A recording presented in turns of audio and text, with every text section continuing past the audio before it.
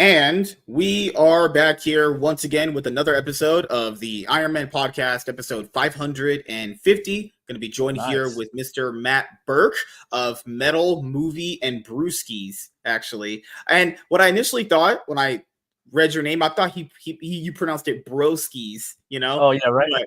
But no, it's literally Brewskys as far as, brewery, beer, all that stuff, actually. So I imagine you didn't like the Bud Light situation that happened last year with Dylan Mulvaney. Oh yeah. Well, I mean, Bud. I don't drink Bud Light anyway because it tastes like.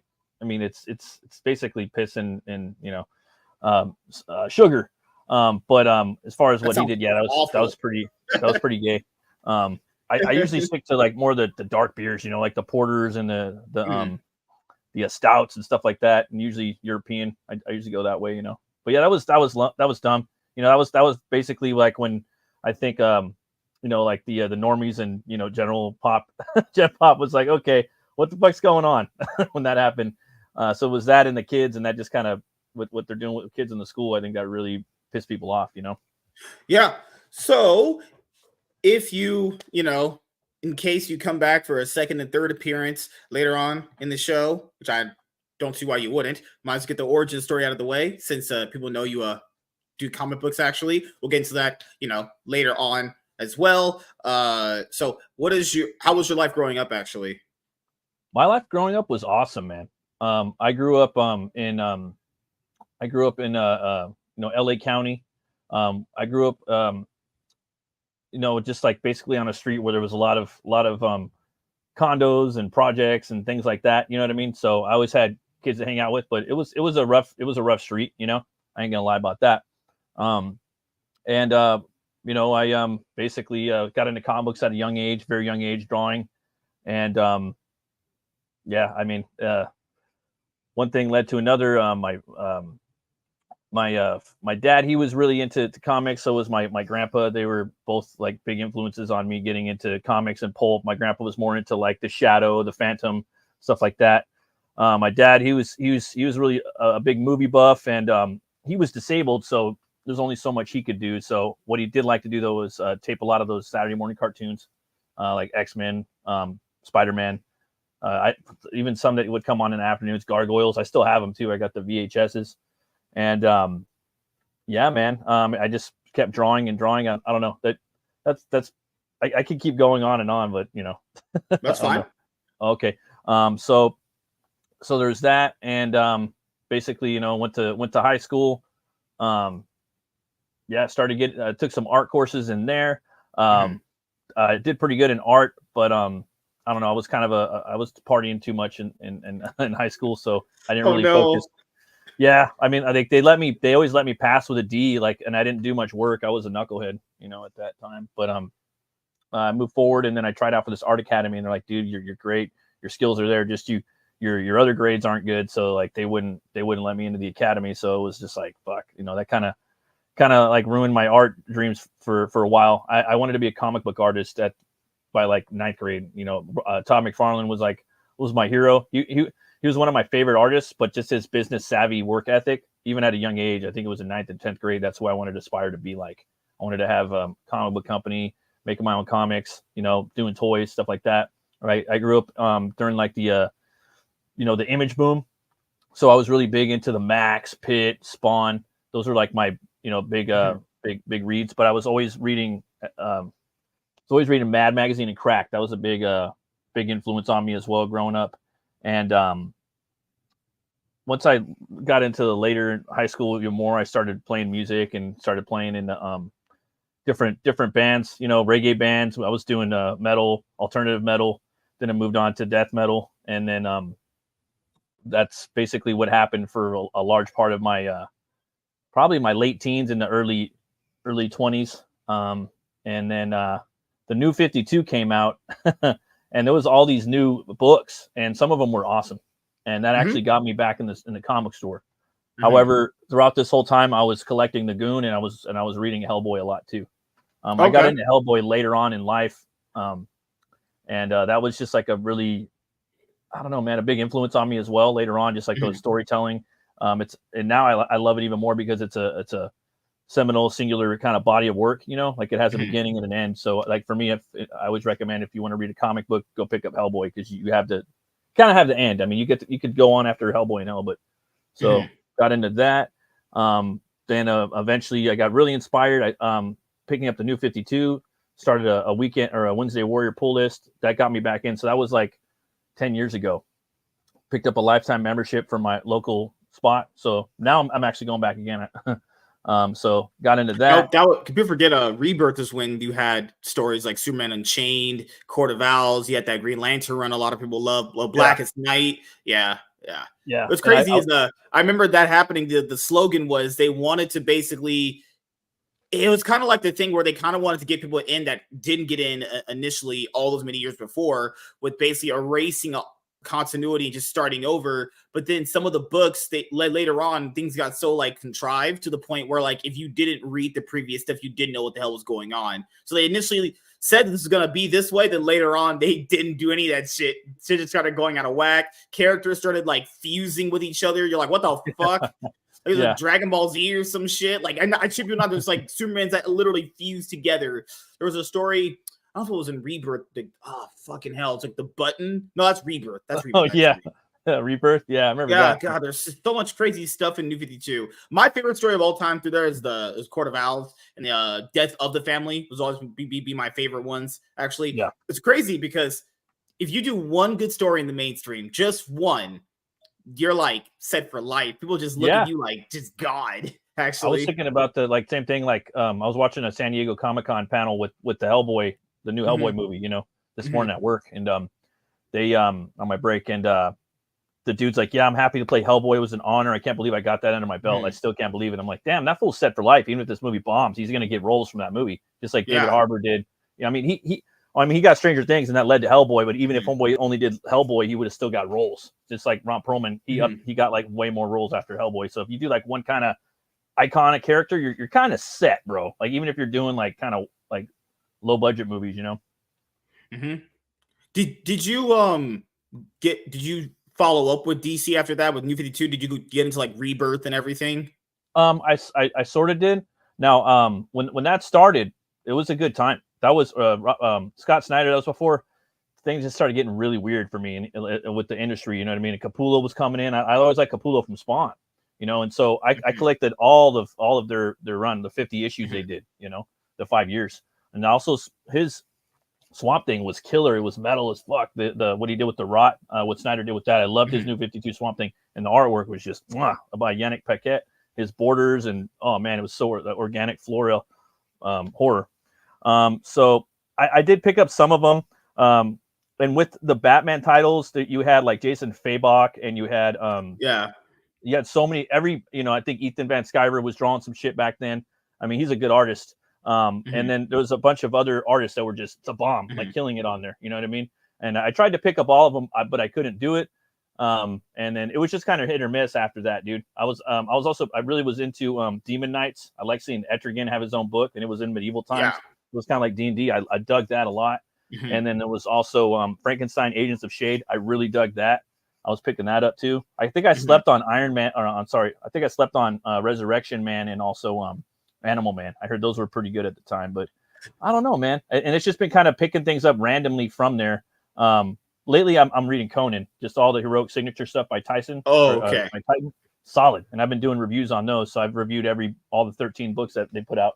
And there's a new Conan run that started. I was thought that I don't like the character. It's more like I never got into that character in general. Yeah. I know they started a new series. It should be on issue 15 coming up very soon, or 14. 14's coming out, yeah. And then they do a bi-monthly Savage Sword of Conan, which is a throwback to the old Savage Sword of Conan, which is a large magazine format, all in black and white. It's an anthology format.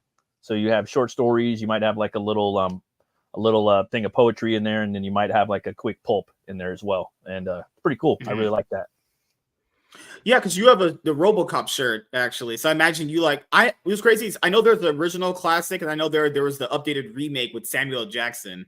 So imagine everyone loves the classic one, but what did you think of the remake that came out?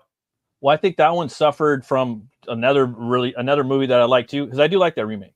And I think some of my favorite actor, Gary Oldman's in there, and Michael Keaton. I mean, like, and Samuel Jackson's in there, Jackie Earle Haley, like Joel Kinnaman's perfect for RoboCop. But it suffered from the same thing that Dracula Untold suffered from, and that's a PG-13 on a character that's not designed to be PG-13. It needs to be rated R. They need to have that. They need to have that boundary room to flex to the boundary and be able to just go and see where we could go. You know what I mean? To be able to flex. They didn't have that, so yeah, no, I wasn't feeling it. Yeah. But as a science fiction movie, it's cool. Same thing with like the Total Recall remake.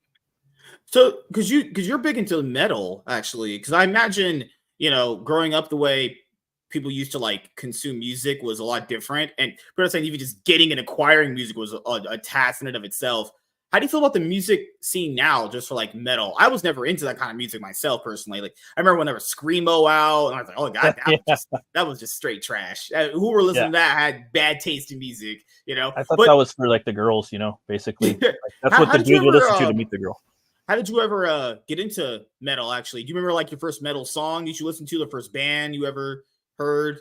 At a young age, because there's so many different subgenres of metal. So like at a young age, my uncle and my cousins, they were listening to Van Halen and Metallica and Pantera. So was my sister. She was listening to Pantera a lot, and a lot of the but also the grunge, because the grunge scene and the metal scene were really, really good during the 90s. It's just that that was more of the American stuff. There was so much fucking talent over in Europe, the whole European scene, the Gothenburg scene, all the stuff that was blown up in the 90s. And I come to find that later on, like in the late 20s, basically. And that's how I kind of started getting into it. But I'm pretty much I listen to all styles of music, because I think too much of anything is bad. So if I'm, reading the same genre, listening to metal all the time, working on the same comic, reading the same, I don't know, it's good to switch it up. I mean, obviously I have my boundaries of things I won't fuck with, but it's good to switch it up. But yeah, that's how I kind of got into metal, was like through my family. You know what I mean? I ask people this because older people would know this more than younger people, because they could just download music now and just put it on their phone. It's crazy. You just have a phone, just download music, and it's there. Not getting it through like CDs and acquiring it through like radio listens. Do you think music will ever get back into the place where it was before, where like, a new song would drop and like you would just be like in love with it? Like the hype surrounding music just really isn't there anymore. It just feels like people just kind of it's not that they don't care. It's just so a part of everything we do now. It's just not as special anymore, even when a new thing drops, actually. I think that it's a problem that we have the same with movies. It's limitless. We have too many options. And I think they need to streamline things. Like bands now, they're more focused on putting out that single. That single's got to drop, and then they drop an album. Like, they'll drop like half the album in single format, or sometimes they won't even put out the album. They'll just do singles. That way they can keep the band, like keep people listening. Me, I'm part of that probably old school, album listeners, where I like to listen to albums in their entirety. Because like 9 out of 10 times, man, like the albums I pick up, they're pretty solid. Like there's always going to be songs in there that are better than others, but I like to listen to the whole album, and I'm not really, I don't know. There's going to be obviously there's going to be singles on there that you're going to bang like more than others, but I don't know. I think with that whole, having to put out one song all the time, because people, I don't know. And also it has to do with like, Spotify and having your stuff digitally, you're just giving them too much, basically variety or ways to pick up the music. I mean, that's a good thing and a bad thing. It's cool getting your name out there, but we're in a time now where like your name's going to get out there probably anyway. Like it's regardless, So yeah, it's a different way now. Yeah. Yeah. So how did you ever get into doing YouTube? Who was the first person that you would watch that inspired you to do it? Oh, for sure. So I got into basically, I was never really into YouTube that much. I got into it probably about I'm thinking maybe 7 years ago or something like that. I can't, because I started my channel. It'll be 5 years in October. That's when I started my channel. And I was looking for how to draw videos on YouTube. You know what I mean? And I didn't even like, like social media really either. The only time I had social media was with different bands I was in. It just wasn't my thing. I wasn't really, I'm more of like meeting people in real life and stuff like that. But I figured, okay, well, I'm going to have to start an Instagram and a Facebook if I want to like start making comic books. Because eventually after I got into that New 52, I had been working on characters, and my wife kind of was like, why don't you make your own book, And so always the wives that do that kind of thing. They say, yeah, like, why aren't you picking, doing this? Yeah, goddamn wife. and I see some dudes like, making their stuff, and I'm like, I could do that, and so maybe not as good, but I could do it. And so basically yeah, man, I did that. So I don't know, man. It's just yeah, it's crazy. So you went and did your own thing eventually, and how did you come up with the concept for the characters and everything? For the characters, oh wait, sorry, I my bad. As far as my channel, I didn't finish the channel. Oh, my bad.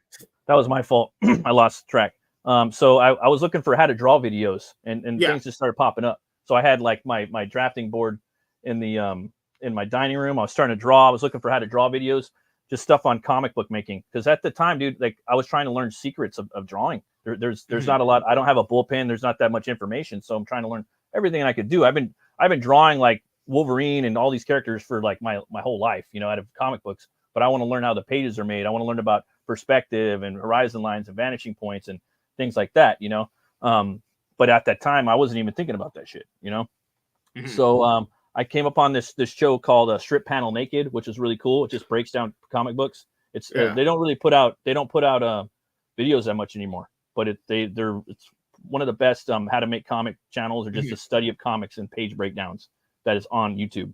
And then I came upon Comic Artist Pro Secrets, which is Ethan Van Sciver's channel, and this is before Comicsgate.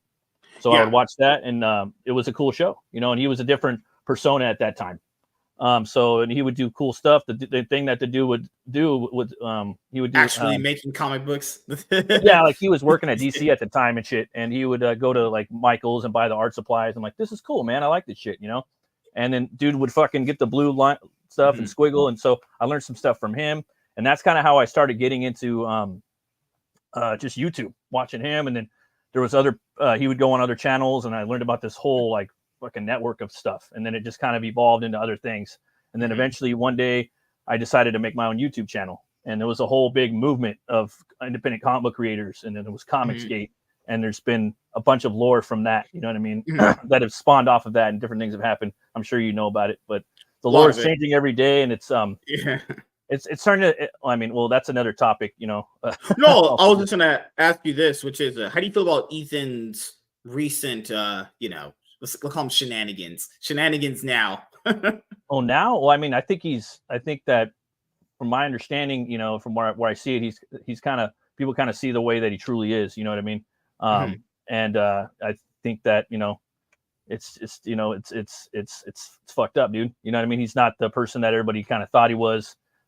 He's, yeah, man. It's a big letdown. You know what I mean? So, he's just like cancels a lot of people, and I think it's fucked up. And he makes his money off super chats. He doesn't make comics no more. He's a YouTuber. I mean, I could sit here and talk shit about him all day. Like, there's just so many things. Yeah, no, he's definitely not the guy that I started watching like fucking 6 years ago on YouTube. But maybe he was the whole time, and I just, the shit that I'm seeing now, it's like, oh wow. I think when everyone gets on the internet, they're just they still have that real life thing of like hope. They're just blissfully optimistic, and they just hope for the best. But sometimes it turns out some people are just pieces of shit. It's just really all it is, honestly. Yeah.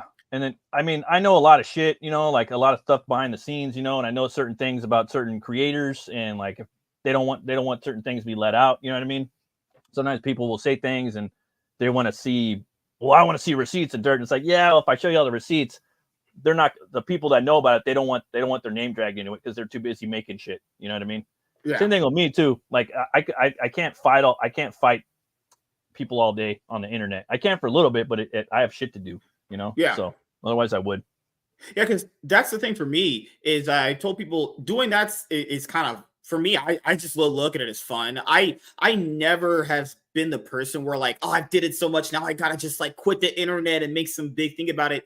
I think people just take that shit a little too seriously. It's like, it's not that big of a deal unless you're getting like doxxed or anything really major seriously is happening. People get way too much in their feelings on social media, but about anything really. Like, you could talk to someone on a panel, you could have a great conversation with them, but then that one person you'll talk to will make one tweet, and then things will just go sour. And it's like, what how did that happen? It's like, that's why at the end of the day, I started looking at the social media situations kind of not as bad as they were. You know, I just don't know why people do that anymore, especially with movie criticism too. I'm pretty sure you notice that too. Where like with movie criticism, people will look at what everyone says online, and then they'll be like, well, like all of a sudden randomly, people you'll know, and they'll just be like, I'm stepping away from movies. I can't handle anymore. It's like, whoa, you see what the like what? Are you a Karen? Like what? Yeah, the exactly. Like, another person I know is like, I'm stepping away from pop culture. It's like, why? It's literally not that serious. What I tell people this generally is the reason why it's able to manifest like that is because there hasn't been like a pendulum swing back to the way movie criticism was before. Right. Now it's kind of evolved in a different way. People need to understand, if you want your opinion to matter more than others, then you kind of have to put in the work to do that. A lot of people just kind of want to say a lot of stuff without actually doing anything. And there's going to be the people there that they'll eventually do what we're doing, obviously. But there needs to be more of that. And it's not just about doing it once. It's about doing it more. Like, well, it's what I said last night on the panel show. You basically have to literally put your head in the sand and do it so much to the point where you'll eventually get noticed. That's just what it is. You know, you could do it as a hobby. You could, but if you do it as a hobby, well, you're going to get like, it's what I like to call fuck all results. And then usually when you get like fuck all results, you'll be like, well, why am I not getting the better results? Then now that'll tick in your brain to want to get better. It's just kind of how movie criticism has evolved. It's so weird how people just take things so seriously on just Twitter in general. And it's like, hey, you know, there's other people out there that have multitude of different channels talk about movies that don't say the things you don't like, or say the things you do like. It's, I guess, one of the ways I have to look at it and go, people just have different opinions about how they're gonna voice how they feel about a movie, you know, or a show. Yeah, totally. Like, it just depends on the way they're brought up. And then a lot of times people online, they don't have someone walk by like, hey dude, what are you doing? What are you flipping out on? You know, like even their wife could walk by and be like, and see what they're doing. Like, dude, what are you doing? You're flipping out over a fucking movie. You know what I mean?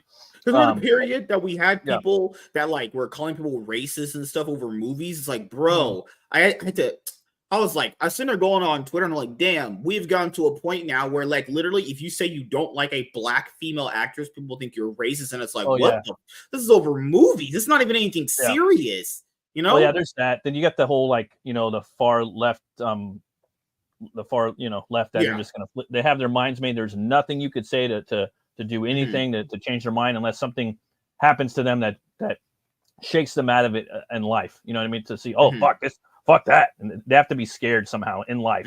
Otherwise, they have their minds made up. You're not going to change their mind. And those are like the real, the I call them the leftover tards, you know, and that it is what it is. You know what I mean? They're not like the same. I mean, I'm sure you know, but like, they're not like the same liberals that used to be like the 90s liberals. You know what I mean? Yeah. It's like basic common sense liberals, you know, so different thing. They're Marxists and communists, and they have their own little combination of those two things they're creating within the world. I'm pretty sure you saw on my Twitter timeline we were talking about the whole Batman Cape Crusader thing where they gender swapped Oswald Cobblepot for the female version, and this guy is so fascinating how you can just spot out casuals. And I tell people this: nothing wrong with being casual. There's nothing wrong with just getting into something. That's what you do to keep a fandom like healthy. You want a healthy dose of people coming in, and casuals are going to make up the majority of most fan bases anyway. People will get that kind of confused. There's going to be more people that just kind of take it as is versus like someone that's actually going to delve like into the history of something. And this person was like, why are you people getting mad at them like gender swapping Penguin? Maybe they just want to switch it up. And it's like, why? Like, you ask, like, why are we switching things up when what we had is completely fine? Also, the person was like, well, I'm casual. I don't really have a lot of skin in the game, so I don't really care what they do. Well, there lies reason why people don't take casual opinion seriously. If someone literally admits to you, I don't have any skin in the game, I'm just kind of like whatever at this, then it's like, how would that person, I find it crazy how that person doesn't understand why people that are more into it would be mad though. Like, you're a casual, of course you're going to just take everything that happens in front of you. That's what a casual does. It's a casual in general, you know? I just don't understand how casuals now think that just because they just take things casually, that means that other people just by default should. That's just so stupid. I mean, I'm not doing that shit. Fuck that. Well, the thing is, we live in a world now where like being complacent gets you nowhere. So anybody could get on here and say whatever the fuck they want. You know what I mean? So you could be casual, or maybe you could come back and say, well, you know, fuck that. I mean, I'm also a regular Joe nobody, but I'm also going to say something too, because, you know, I'm not being casual. Like, you know what I mean? So that's, to me, I think that's the argument about not being casual. Like maybe some other no-name people should come in and voice their opinion too, because people that don't agree with you are already voicing their opinion too. You know what I mean? So maybe there should be both sides on there, not being casual, you know? Like a good example. I mean, this might be, you might not agree with this, but a lot of people are like, how come more people don't speak out against the Olympics, like the Christians? You know what I mean? And they're like, oh, well, that's not part of their religion, you know, to do that. It's their religion to be Christ-like and to forgive, you know? And, you know, and I agree with them. I think maybe Christians should speak out a little more. You know what I mean? There's that. So there's that. I mean, there's different views that you have on the Bible and the scripture, where you might think, well, you know, maybe God wants us to speak out more, and maybe he doesn't. You know, it all depends on your form, because there's so many forms of Christianity, you know? So for me, it's like, yeah, I think we should speak out. I think we should speak out and say things and call it things that are, because people are speaking out against the shit that we don't like. So you're going to have to do it. Otherwise, all you're going to hear is some bullshit. You know, you can't, how do I put this? How do I make it simple? We're in a world now where we cannot be complacent. We have to speak our minds, because other people are speaking their shit too. You know, it's a war. Unfortunately, it's the way it is now, you know? Yeah, because for that, you know, I've not been someone that's been super into like the Olympics and things like that. It never really is something that I care to watch, but I can understand why people would be angry, because like, even if I'm not into something, I can kind of understand where like someone that has been invested into it for a long time would be angry. Then people need to understand that you can be casual with something, but understand that if you're a casual with something, you need to understand there's people that are more dedicated to you in something, then they're gonna have a different opinion on it based off experience in it, whether it's small or big. Because in the Bible, I'm not a religious person. I don't really care honestly about religion that much, but for me, in the Bible, I'm pretty sure it says you pray for your enemies, right? Right, exactly. And then for me, like, I'm gonna make it real simple. Like, I don't remember names that well, and like I don't remember things like verses and lines of dialogue that much. I gotta literally like write things down. I have like I have storylines in my head for my own books, but I keep them in my phone or my journals and stuff. But there's lines in there too where, you know, put something along the lines of put down the sorcerer and bring up the sword. He said something like that. Or there's also a line where, you know, he's in the church and people are slanging, you know, all kinds of stuff in the church, and Jesus goes in there and flips over the tables. You know what I mean? And there's that. But that would more pertain to, like, I think, televangelists and stuff like that. You know, less the Olympics. But still, dude, you have to defend. For me, also, as far as being a Christian, is you're trying to be Christ-like, but you're going to sin. And if my sin is to go up there and speak out against people that are putting my religion down, then I'll gladly wear that skin with pride. You know, that sin. Yeah, because I know people have said, oh, they apologize and stuff like that, but it's like, oh my God, I think people are just so naive. That apology don't mean shit, really. No, it doesn't. And we all know that there's, like, okay, again, with Oswaldo Cobblepot, again, like with that big, you know, thing that they did with imagine if they did that with like the Islamic religion, they would probably get decapitated or something. The thing is, they're going against that religion. You know, it's a religion of God, and it's the one religion that's being attacked. You know what I mean? More so than any religion on the planet right now. And we all know that there's this big, you know, Marxist left-wing, you know, fucking communistic agenda that's being pushed globally, dude. It's like everybody knows it now. Everybody knows it. So like when you're doing shit, when you have men beating the fuck out of women, like in the Olympics, you see that one, the guy's beating that. It's just, no, dude. Like, for me, I'm not down with that. You know, so I don't speak out on it all the time, but like if I'm on a show like this, I'll gladly talk about it. I have no problem talking about it, you know. And I could speak out more about it too, though. You know, I think I could do better with that, you know, personally. But that was not an apology. Yeah, and people don't understand the reason why some of these like social media apologies become like just so fake and so mundane and so corporate is because why even do that in general? People need to understand the only reason why they're apologizing is because of the backlash you got. Had they just not did it, there'd be nothing to apologize for. There'd be no backlash. They intentionally wanted to do that for that reason. Doesn't matter if they apologize. Anyone with like 2 brain cells knows that ain't shit, you know? They're lying, dude. like all of a sudden I'm supposed to believe that behind closed doors, these people who said they're not going to bow to religious bigots and blah, blah, blah, blah, and they just suddenly had a change of heart and went, we're honestly super sorry. It's like, what is wrong with people? Yeah. Thank God the internet does exist, because people in real life would oh yeah, they're sorry. No, people on the internet go, that's bullshit. I don't read that PR trash, you know? Yeah. Oh God. I don't know. Like, how you doing? How you guys doing? What up, T-Jazz? I think I was really hyped. Like tonight, it comes on tonight, dude. I was fucking hyped for that show, that new Batman show, you know? And to be honest, I'm not even gonna watch it right now, because it's just, they're race swapping a lot of characters, they're gender swapping them, and they're doing it just because they just to spite. And I heard a story where Bruce Timm said something. It was just like, it's probably not true, but he was just like, fuck those guys, like, you know, those fanboys, you know what I mean? Like someone said something. I don't know. I heard it somewhere. Obviously I heard it on the internet, but and I've met him in real life, but it's just like, dude, obviously he's kind of cool with some of it. You know what I mean?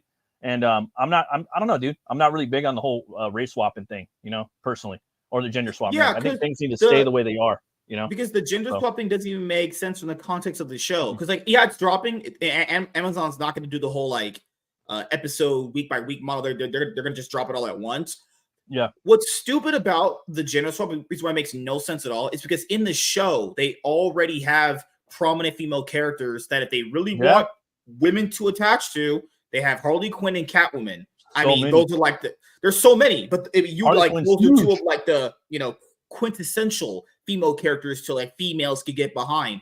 Why then in general, why are we gender swapping Penguin? I just don't get it in from a show perspective. If you want, because the people on you remember those threads, people kept saying, oh, it's just to get women in and get women.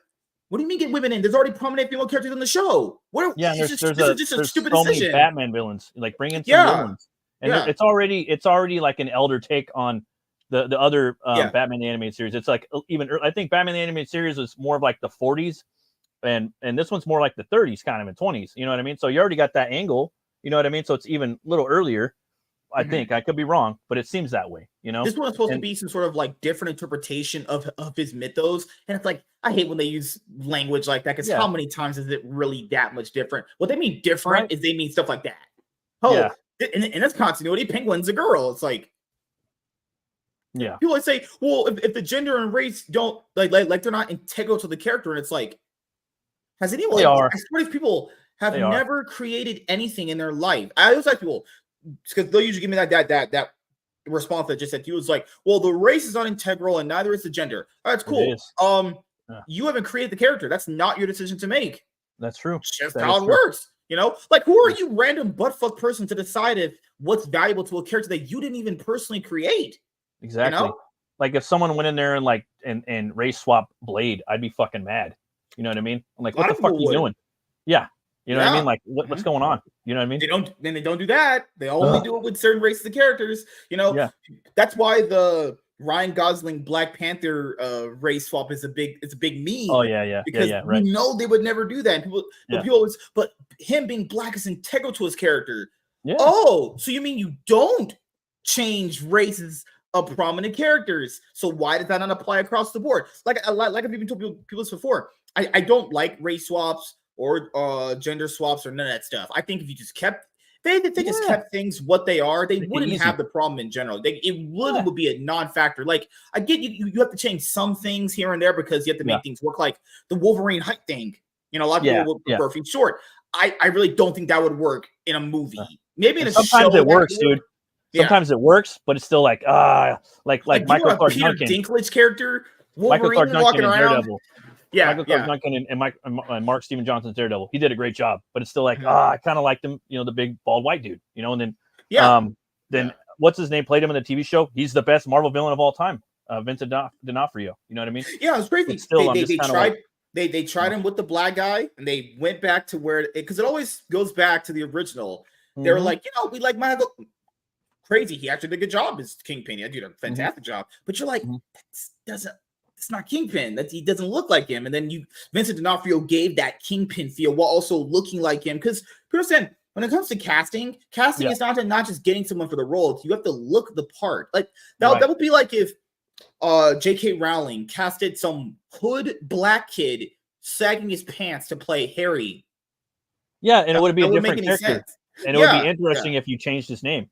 You know what I mean? Just like if they had Kingpin, it was a black kid growing up, and you know his upbringing would be different than Wilson Fisk's. It would be totally different. You know what I mean? It wouldn't be the same. So I'd want to see his upbringing differently. You know what I mean? It would impact the change of the character. Yeah. It's just like if he was Asian or, you know, a Latino kid, they're all going to be different.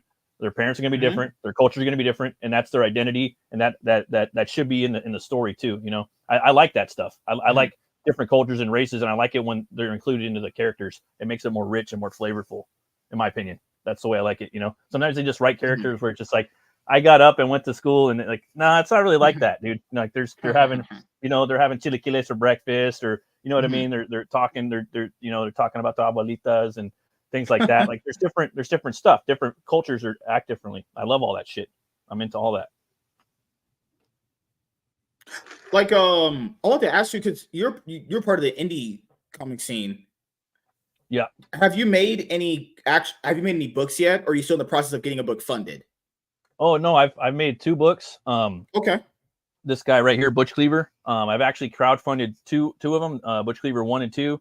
I already fulfilled the goal. They're already delivered. What I did was I was like, you know what? I'm going to open up a storefront on Fun My Comic where people want to pick up my stuff. They could pick it up. I could deliver it right there. I live around the corner from the post office. Everything's good to go. So when you had your projects funded, you were able to basically make enough so that way after everything was shipped and good, you had enough copies to sell just in case someone wanted to buy one.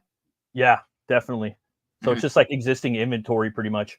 So yeah. And then once that's done, then what I'm going to do is each book, I'm going to put a new cover on it. So that way, whatever you get, you know, and I'm a green creator, dude. I'm still a greenhorn. You know, I'm an older chap, but you'll see in the first book, you'll see my art and my lettering and my writing. It'll get better hopefully with the second book, and then the next book. And what I want to do is with each, like anybody, I want to up my game. You know what I mean? Level up with each book that I put out. You know what I mean? And the best way for me to do that is for people to review my book and give me constructive criticism. And we're in a time now where you don't really have these bullpens like they had with Marvel and DC and Image, and you know, where people are like in the same room with each other talking. So what we have now is we have a little bit of that, but we also need more critiques. You know what I mean? So if someone just bashes my book, and that's cool. Like any critique is good. So like good or bad. So like we need to get these, that way we can up our game. You know what I mean? Because how do you know? You know what I mean? Like for me, my biggest thing on my channel is I've been backing indie books. I've backed like, you know, dozens and dozens and dozens. I got like 60 reviews of like, you know, Comicsgate books that I've done over the years. Yeah, you put in a lot of work. Yeah. And like I want people to check out these books, and I'm going to talk about things that I like about them. You know what I mean? So that's what I do, and I do some mainstream books too. So, but I have. Sorry, I long answer. I do get the books. They're done. They're funded. It's a store that's open up on my comic. Long story short, I had a main channel that was really big. YouTube axed it because of reasons, hate speech and all that bullshit. So I rebranded this channel, which I already had at the time, which is League of Legends focused, into my main channel. And then I opened the other one for comic books. And then I opened 2 more for other niches that I have that I'm going to end up uploading content on there too. Nice. Doing comic book content, like every single time, have you noticed this? You do different content, you have to do it in a different way because it's a different style that has to appeal to people. I noticed that when I did comic book content specifically, that I realized that I couldn't really misspeak about something because people would assume that I'd be a fraud. Because, you know, you get a creator's name wrong, you get an artist's name wrong. I swear, people have the weirdest names. Well, the thing is, people like on the with YouTube, yeah, they'll try to fuck you up. And the thing is with me, like, you know what, you're right. I got it wrong. I'll try to do it better. I'm a fucking human. You know what I mean? Yeah. Like, so the thing is, like I don't care. Like and the thing is, with my content too, I do everything in one take. Because a lot of the time I don't have time to go back and do. I love video editing and putting in the music and chopping but I don't have time for it. So I do everything in one take. You're gonna get all the all the yas and ums and like everything in there. You know what I mean? And in comic book content, it's a dead thing. You know what I mean? Like a lot of people aren't really watching those videos as much as far as reviews and stuff like that go. But I'm still doing them because that's what I like. And I'm actually I'm starting to get more people watching my videos now after so many years. You know what I mean? And that's kind of like the long game. You know, you got like Eric July and Razor Fist. You know, they've been doing it for years, and they're just doing what they want to do. You know what I mean? And they've had success from it. You know what I mean? That's how I feel about it. You know. Yeah, that's what I want to do for my comic channel. Just getting that free time to read more comics and then review them. You know, I've had a few that I've already reviewed. The rest of the reviews are gonna drop, and then I got to start pumping out more of them because you know I still buy new stuff. Like I'll buy like indie stuff too. You know, I think when it comes to like the indie creators I've had a lot of them on. So I guess I can say this given how I've talked to so many of them. I think some of the reasons why their books don't do generally well, I think it's not even them sometimes personally. It's just the market is so oversaturated. People gotta factor in. It's just because you're doing a thing does not mean people are gonna support a thing. And then it's hard to get people interested in anything. That's like the biggest thing, especially new people. You gotta have a hype. You gotta have a hype. Yeah. Like I try to tell, like again, I don't know what the fuck I'm talking about, but it's just my opinion. You know what I mean? I'm a nobody. I'm a greenhorn. I'm a guy that's still learning. I'm going to be that way till I die. But my opinion is when you're putting out a new book, you got to stay current. You got to look at the pricing. You got to look at the economy, and you got to hype the fuck out of that book. Whatever you're pushing, that every single book needs to be treated with the most utmost respect of hype. I don't big or small creators, you know, and you got to find a way to create that hype train, you know, and get people to want to buy your shit and sell it, really sell it. Like they have to have it, you know, and that's a hard thing. And then you have to stick out nowadays too, because there is a lot of competition, but I mean, I don't know. I think it's still kind of about the same. For me personally, I don't think that there's that much. I think the competition is probably about the same or less. I just think the economy is kind of not as good as it used to be personally, because I know a lot of people that left. So the other thing I'll ask is, since you've had your stuff funded and you've been successful with your crowdfunders, what are like various things you can identify that would cause someone not to have them funded, as far as like things that are in their control that they can do something to fix? For sure. They really got to build hype around the book. They really got to set up like an email list to see if people are going to sign up and want to back it. You know what I mean? You definitely want to do polling and seeing kind of give away little things about your book on Twitter. You know what I mean? Twitter's an excellent spot to market your book. Also Facebook too, but you kind of got to be in these groups and stuff like that. Facebook's really big for Kickstarter and things like that. You know what I mean? If you're going to go on Indiegogo or from my comic, you probably want to advertise on Twitter a lot, but also again, you want to go everywhere. You really want to promote that hype. You want to launch on a channel where people kind of know books are getting launched on that channel. And you really want to promote the book before you even launch it, dude. Like, so you have like this, like a lot of people aren't doing this anymore, but you need to do a pre-campaign promotion, get on as many streams. You're like, you're playing clubs, right? So you do that before you launch, then boom, you build a hype, you get the email list. So if you get 30 people to sign up for your book, 10 people are going to back it out of that 30. You know what I mean? You get 300, then there's 100 people that are probably going to back it. And that's the general rule of thumb. That's probably a ballpark about how it's going to be, you know? So you want to get like at least 100 people to sign up, you know, that way you can get, you know, like the ball rolling on the launch day, you know? So there's that. You also, very important, you want to get as much of the book done as possible if you're a new creator. So you're going to probably want to take some money and save it, maybe take out a loan or use a tax return or something like that. Personally, that's just because of the way it is now. It didn't used to be that way all the time. Yeah. But it's just people have gotten burned a lot over the years through Kickstarter and Indiegogo to where they're afraid of if they can trust the person that's launching the book if they're going to deliver it. You know, if you have a track record of delivery, they can go, oh, his book's dog shit, but he delivers and he might get better. I'm gonna back him. I like him too. I like who he is. I want to support him or her. You know what I mean? There was a time where people would back your book just because they supported you. There's nothing wrong with that. You know what I mean? Yeah. Like, oh, okay, dude. Yeah, I love you. Your book. I don't know. And that's where the critique comes in. That's when you go, hey, dude, I like your content, your book. It could get, you could do some things here, you know, and that goes for everybody. Nobody in indie books are perfect. I'm sorry. That's just there's always room for improvement. You know, we're not professional. I think that's a big problem that I think happens with a lot of indie creators too, is like they'll have like their own little cliques and circles where all of the friends they have or perceived friends or acquaintances or whatever are always telling them, you're so good, your stuff's so good, your stuff's so good. And it's like, well, if everyone's stuff is so good, then I would imagine that no one can improve ever by that logic, right? You know? Exactly. No, it's true. And you probably want to give your book to your enemies if possible. And also if there are people that you don't always agree with, let them read it. That's okay. Then they're like, what the fuck? Okay, I guess, shits and giggles. And if you're getting 3 people telling you the same thing that's wrong with your word balloons or your lettering or your pacing or your ending, right? or your art or your perspective or, you know, your anatomy, then maybe you might want to look into that. That's how it is for me, you know. And then, you know, or your coloring and, you know, your color theory and your lighting and the mood. And, you know, why is the knife in this hand, in the left hand, and on the next panel it's in the right, you know, or I don't know, your continuity. Like there's all that stuff. If 3 people are telling you those problems, you might want to look into it, you know? And for I don't know, man, like, and it's a hard time right now to launch a book with the way the economy is, but there's ways to do it, you know? Also too, I would recommend like to do a black and white book first. It's cheaper, you know, and manga is really big, you know. For me, like I did color, but it takes me so long. So like my next books I'm doing now are going to be black and white, you know. So that's another thing. But again, I'm sorry, I went off topic a little bit, but no, it's fine. Pre-campaign's huge. Get on shows. You really want to build a hype. You want to show yourself. You know what I mean?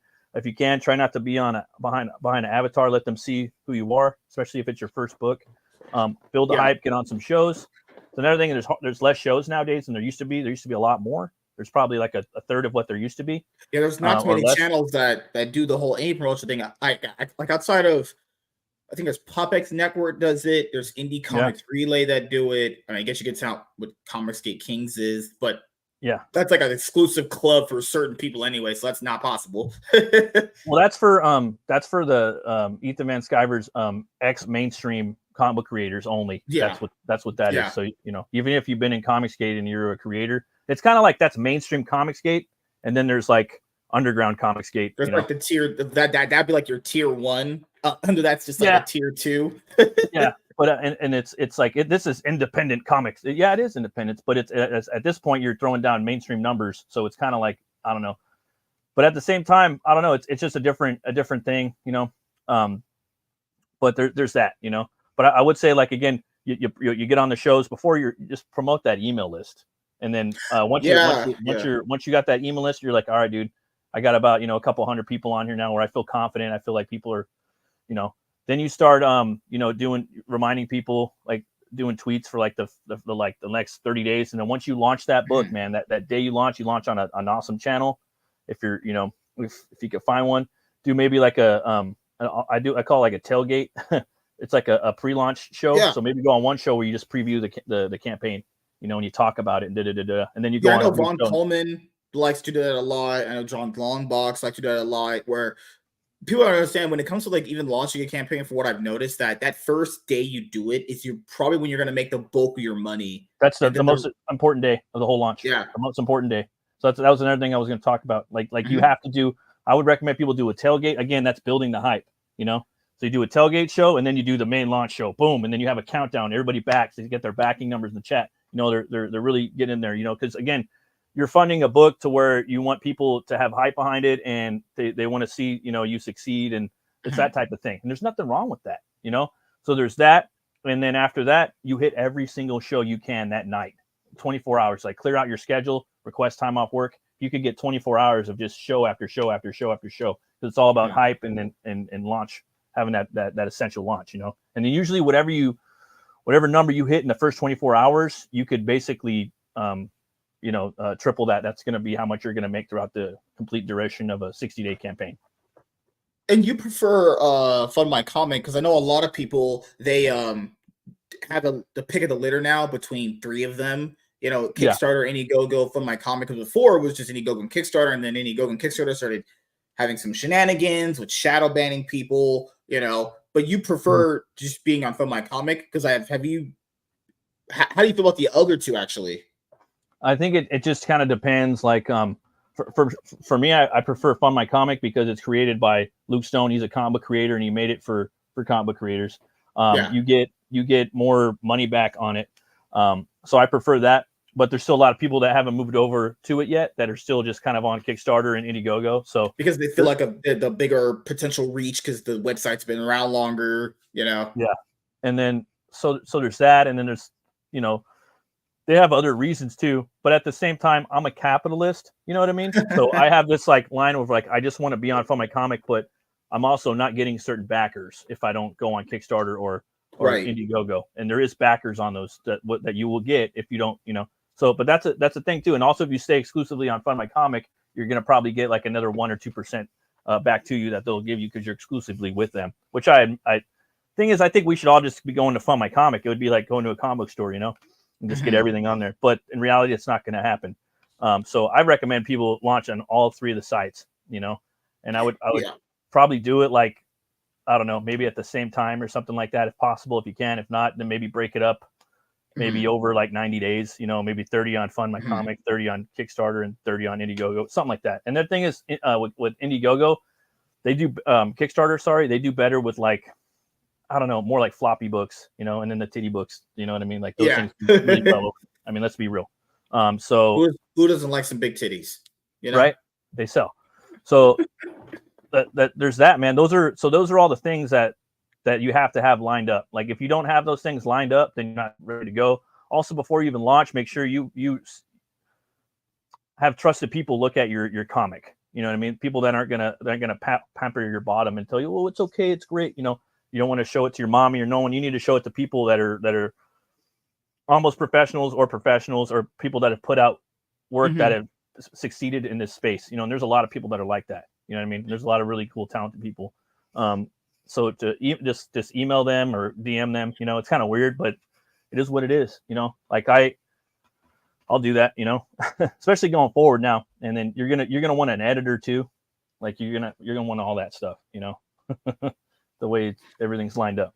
Yeah, I think a few people have talked about that, where it's pretty beneficial to give your work to someone to let them read and review it and see it, and then you also want someone who's dedicated to doing it too, because I know a lot of people probably just willy-nilly just give their stuff to people that don't even bother to read it at all. You want to know like the person that you're gonna send that to is gonna actually read it.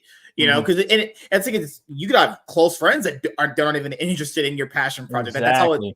That's how that stuff works. I think a lot of new people get really mad when their friends and family don't support them, and it's like, well, you got to earn that, or they just might not be interested in what you're doing. It's just how that works, Oh yeah, they might not be into it. You know what I mean? And like, say, even you might want to, maybe even slide them a couple bucks if that's going to help to get an honest thing. I mean, I don't think you'd have to do that in what we have going on right now. I don't think you're ever going to have to do that. I mean, at least, but you never know. But that's the way someone could look at your work, man, and give it some honest opinions. And again, I would show it to like 3 people, maybe even before you launch it, because that way you're still in that process of creating it, What's up, Bat Sauce? How you doing, man?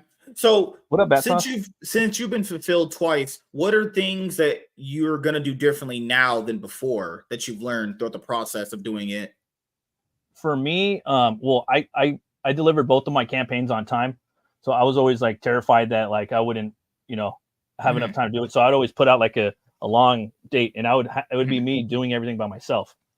So I was lucky enough to have the packing, bagging, and boarding, everything. Yeah, everything. The book, the fulfillment, everything. Fucking so crazy. I knew if I did everything and have everything, planned, and say if the book would take me 6 months, I'm gonna say a year. You know what I mean? Because let's just be realistic. That's the way it's going to be. I'll always say a year too for my next books, And then when my next books come out, I'm going to have 90% of it done. So that way I only have like a little bit, moving forward, because I want to be, I mean, even having it done, there's an argument to be made that you want to have, 90% of it done or even less, because it's a crowdfunder. That's why you're asking for the money so it could go into the book. You know what I mean? So that's what a crowdfunder is. And then you have people that like Eric July, his books are done. That's not a crowdfund. But it is, but it isn't. You know what I mean? It's like an email kind of, forgot the word. A pre-order campaign, which is cool. Yeah. That's dope. That's basically what everybody should have. That's what we want. Everybody wants to have, It gives the consumer the idea that, hey, this is already done. Now we just kind of raise money for potentially the next what people need to understand, since this is like indie, people kind of don't like have their own websites. They have to go through other third-party websites to get stuff funded. Typically, most average people are going to be, from what I've looked into, they'll either get their comics digitally, so obviously they're not going and buying them. It's just more like, I've already paid for a subscription of Marvel Unlimited or DC's app or whatever, or they're going in real life and getting their comics, or they're just going on a website like Amazon, eBay, whatever special websites people go on. I use mycomicshop.com online, great website. and get their stuff. So like that is comfort to them that they know they're going to buy that product and it's going to come to them in a reasonable time. What people need to understand, but that's what from you when you're establishing that all that stuff ready, the indie person just not going to have that. No, it's going to take 10 years. It's going to take 10 years. It's a process. And it's going to take you about 10 years to learn how to write and draw. Unfortunately, just that alone. And that's, like, I'm sorry, human race and indie scene, but that's the way it is. And you got to put out, like Mike Barron says, you got to put out your crap. You got to shit it all out first.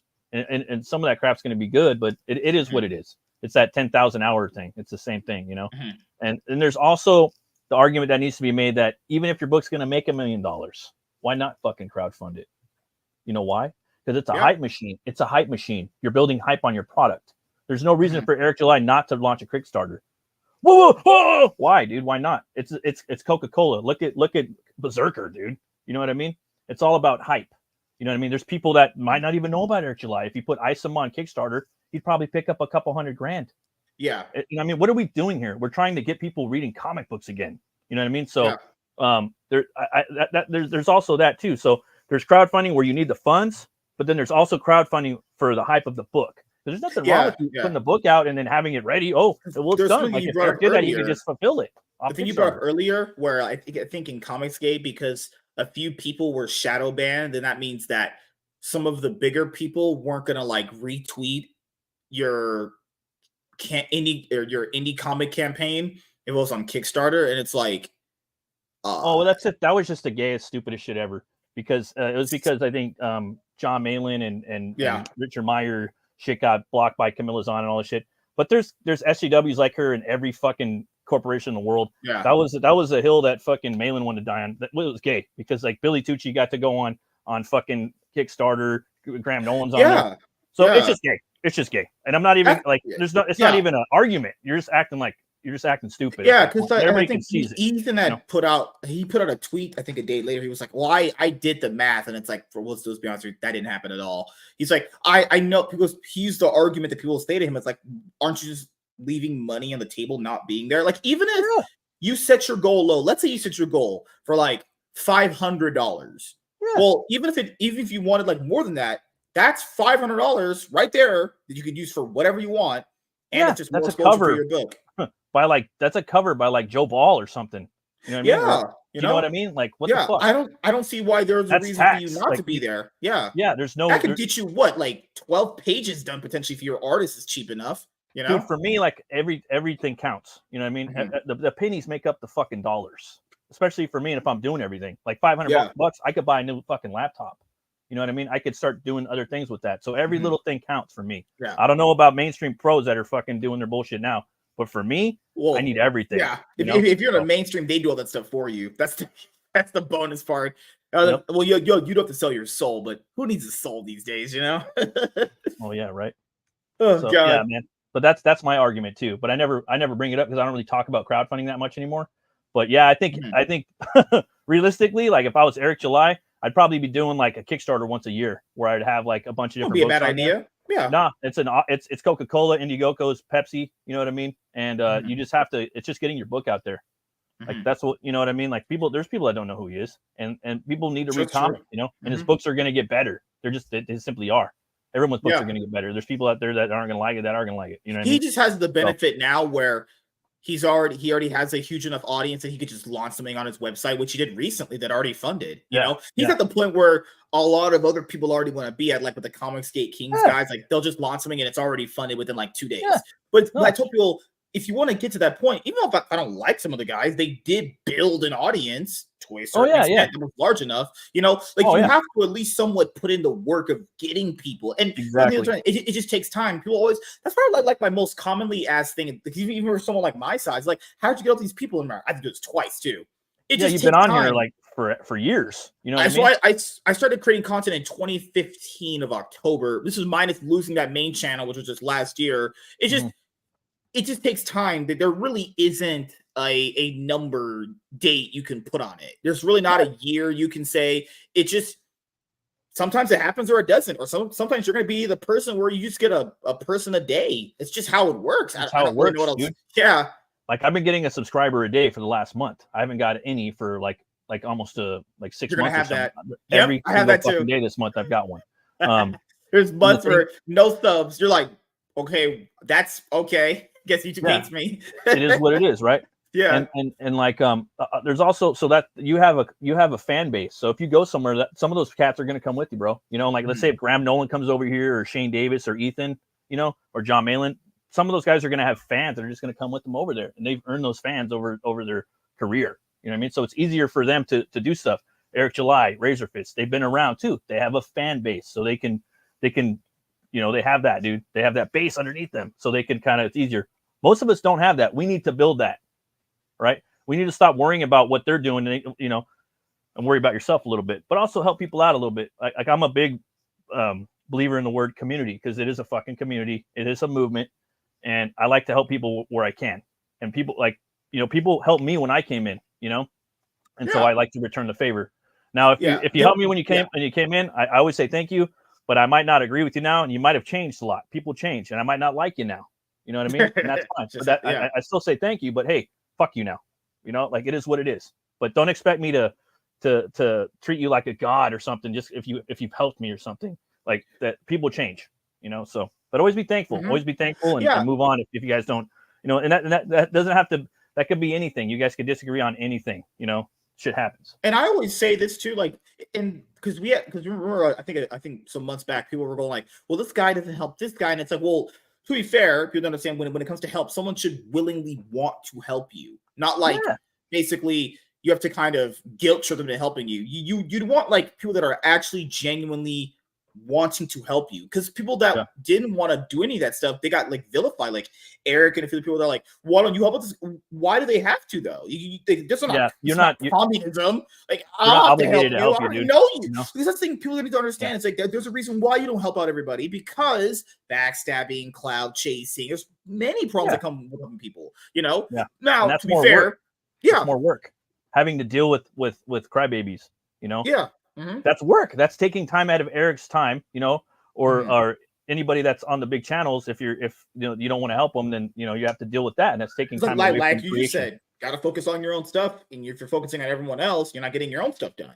You know, that's, you know, like one of my old bosses said, real basic, you know, stop worrying about everyone else, worry about your fucking self. Like, ooh, I mean, that is kind of selfish, but it is true, you know, like, well, how come he's got that and he's got it better than, you know? So, but you know, at the same time, you got to weigh everything around, but you do got to worry about your own shit. That sauce, I always help you, and I love the Red Hood. It's just, Red Hood's awesome. Know, if people have a different way of doing something, I think like you have to respect it. Like that's their life, and they don't really kind of do that kind of stuff. That's fine. Like no one should be expected to act the exact same, because doesn't that just take away the individuality of being in this anyway? And then you have to remember, like, this is just a straight up, it is what it is, like, thing. So creatives in comic books, writers and artists, they're fucking crazy, myself included. So expect them to be kind of almost spectrumly bipolar sometimes. Sometimes you might hit somebody up and they might ignore you, or they might be in a good mood or in a bad mood. But there's just creatives are finicky that way. And we're all kind of like that. We're very opinionated, and we lose our shit sometimes. And it's going to happen, dude. I'm sorry. Like, it is what it is. So, and I've had that. I've hit people up to go on shows. They would ignore me. I'd hit them up like a few months later. Oh, hey, you know? And I don't know, man, people do need to be thankful, you know, but at the same time, if you have hooked me up or hook people up, you know, it doesn't mean I got to bow down to you or something like that. You know what I mean? Yeah. Like, so that needs to be said too. The person You're not Tony Soprano.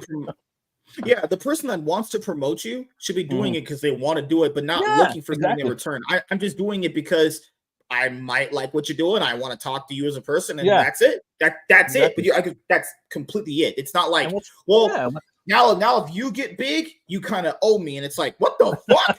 It's so stupid, you know. Yeah. So there's all that, you know, and then I don't take anything too seriously on here. I know some people go kind of fucking nuts though, and some people are even more on the spectrum, and they do things where they come to your house, or they might swat you, or they might do some weird shit. So stuff, that's just crazy. And there's even more crazier people now. Mingle with people, honestly, because people get so vindictive and jealous. They might do stuff like that. Like, you don't know, honestly. You really don't know. I mean, like I've gone to some barbecues, like, you know, with some of the CG dudes, you know, and they're cool. You know what I mean? We got our own, you know, rapport and stuff. But you know, I've known these guys for 3 years online, and we've been cool. But then there's some people that are just like, because ultimately you do want to meet up in life, you know. It's kind of cool to connect if you can, but that's not always going to happen, especially if they live like in another country or something. All right, and last few things I'll ask you, man, because I know you got some stuff you got to get to with your family and consecration and stuff. So first thing is, you got anything planned coming up for 2024 that you want to let the audience know about? No, not this year. I'm working on I'm working on my book Hell War. It's a Viking Norse bounty hunter. That's that right now. And then I have my campaign that's open right now. It's butchcleaver.com. That'll take you right to my Fund My Comic page. You can pick up the first or second issue right there. I fulfill the next day. So there's that. So yeah. Awesome. What's going on? Any shout outs you want to give to anyone in particular, and anything else you want to say before we head out? The only other thing would be I have I do a live stream on Saturday nights where, you know, I talk about metal, movies, monsters, stuff that I, you know, like to chat about for about an hour, and then I have a comic book reviews on my channel. So if you guys want to come check it out, and that's pretty much it, man. Thanks for having me on. Yeah, anytime, man. It was great having you on for the first time. And just want to say thank you guys for checking out this episode of the Iron Man podcast, and we'll see you guys in the next one. Have a